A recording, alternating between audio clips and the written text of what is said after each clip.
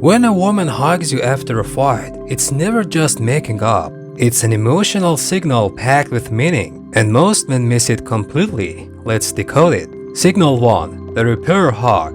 If her hug is slow, deep, and silent, she's not just forgiving, she's reconnecting. This type of hug acts like emotional glue. She's showing that, even after anger, the bond matters more than the argument. It's not weakness. It's her way of building back trust without saying it directly. Sign 2. The chest-to-chest hold.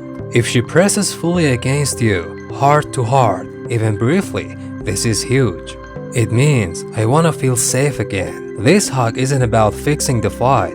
It's about testing emotional security. If you respond coldly, she'll pull away inside, even if she stays physically close. Sign 3. The extended pause. She holds on just a little longer than usual, not because she needs comfort, but because she's deciding something. In that pause, her mind is evaluating. Can I trust him again? Is this real? Don't rush it. Let her feel your steadiness. After a fight, words are risky, but hugs are raw.